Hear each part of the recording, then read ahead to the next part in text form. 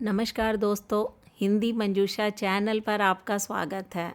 चलते हैं कहानी मंच की ओर। आज की छोटी सी कहानी जो कि जीवन के प्रति आपकी मानसिकता बदल सकती है। कहानी का शीर्षक है कर्ज का नोट। कहानी शुरू करती हूँ। एक पिता जो कि कृष्णलाल के नाम से जाने जाते हैं, उनके 3 बेटे हैं, अर्जुन, नवीन और अमित। उन्होंने अपने बेटों को कर्ज का नोट दिया। तीनों बेटों को बुलाया, 30 लाख रुपए का कर्ज चुकाने के लिए एक नोट दिया, लेकिन सब बच्चों ने मना कर दिया। सिर्फ सबसे छोटे बेटे अमित ने इसे लेने की हिम्मत की। देखभाल के लिए वो अपने घर ले गया। ठीक 1 साल बाद सबसे छोटे बेटे को एक चौंकाने वाली खबर मिली। वो कहते हैं कि जिस दिन मेरे पिता अस्पताल से लौटे तो उस समय कृष्णलाल जी ने चुपचाप मेज़ पर एक कर्ज का नोट रख दिया, 30 लाख रुपए। कर्जदार वे खुद थे।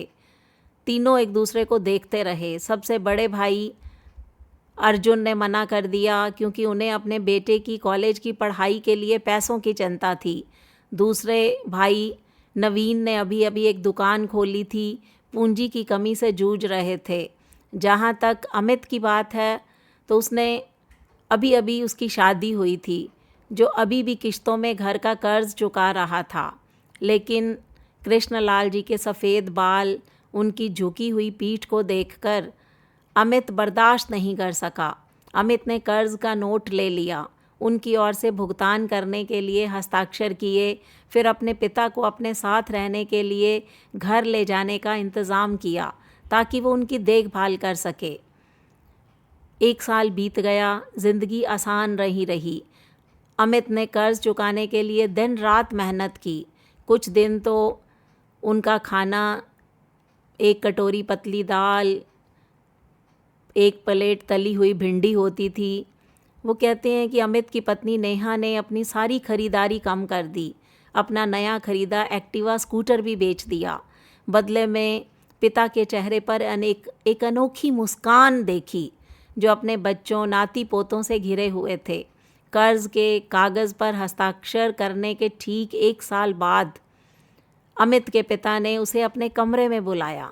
उन्होंने एक दराज खोली, एक मुड़ा हुआ A4 साइज़ का कागज़ निकाला और सामने से अमित के समक्ष करीने से रख दिया।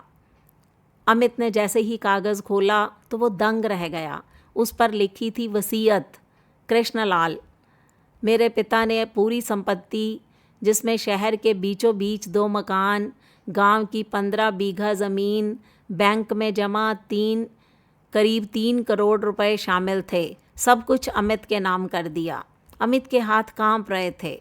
अमित ने पिता से कहा, पिताजी, ये तो सब भाइयों का भी हक है, आपने सिर्फ मुझे ही क्यों दिया? पिता कृष्णलाल ने बेटे की आंखों में गहराई से देखते हुए कहा, बेटा अमित, मैंने तीनों को परखा था। मैंने आपको कर्ज का नोट दिया था। असल में मैं परीक्षा लेना चाहता था। तुम्हारे बड़े भाइयों ने अपनी मजबूरी का हवाला देकर मुझे और मेरे बोझ को ठुकरा दिया। तुमने अपने कंधों पर मेरे कर्ज के साथ साथ मेरी जिम्मेदारी भी उठा ली, और मैंने देखा कि तुम अपने खाने की चिंता किए बिना मेरे खाने पर ज़्यादा चिंतन करते रहे। तुम्हारी पत्नी ने अपनी खुशियाँ त्याग दी, कभी शिकायत नहीं की। मुझे वही चाहिए था, कोई जो मेरे साथ सिर्फ मेरी ज़िंदगी के आखिरी दिन तक खड़ा रहे, मेरी सांसों की कीमत समझे, ना कि मेरी दौलत की। इसलिए अब ये सब तुम्हारा है, क्योंकि दौलत का हक उसी को मिलना चाहिए जिसने रिश्तों की कीमत समझी है। तो अमित की आंखें उसी समय नम हो गई और रोते हुए वो पिता के चरणों में गिर पड़ा। पिता ने भी अमित के सिर पर हाथ रखकर कहा, अमित, ये सब सिर्फ तुम्हारा नहीं है, इसमें तुम्हारे भाइयों का भी हिस्सा रहेगा, क्योंकि वो मेरे बेटे हैं। लेकिन अब ये बांटना तुम्हारी मर्ज़ी पर होगा। तुम्हें ये इनाम इसलिए मिला क्योंकि तुमने साबित कर दिया कि पैसा सबसे बड़ा नहीं होता, बल्कि जिम्मेदारी और प्यार सबसे बड़ा होता है। उस दिन मैंने समझा कि पिता का असली कर्ज पैसों का नहीं, बल्कि पालन पोषण का कर्ज था। उसे चुकाने का सिर्फ एक ही तरीका है कि उनकी आखिरी सांस तक उनका सम्मान और देखभाल करना। माँ बाप का बोझ कभी बोझ नहीं होता। जो बेटा बेटी इसे निभाने की हिम्मत रखते हैं उन्हीं के हाथ में वसीयत नहीं बल्कि दुआएं आती हैं। तो ये दुआओं को कमाने के लिए अगर हमें कर्ज़ भी चुकाना पड़े तो इस बात से बच्चों को पीछे नहीं हटना चाहिए। दोस्तों, ये कहानी पेरेंटिंग से संबंधित है। ये कहानी आज के दौर में घर घर की कहानी बन चुकी है। माँ बाप से बच्चे कैसे दूर भागते हैं, तो ये कहानी हमें सीख दे सकती है। तो ये कहानी आपको कैसी लगी, इस पर अपनी प्रतिक्रिया दीजिए। हिंदी मंजूषा चैनल को सब्सक्राइब कीजिए। मिलते हैं अगली वीडियो में, तब तक के लिए बाय बाय।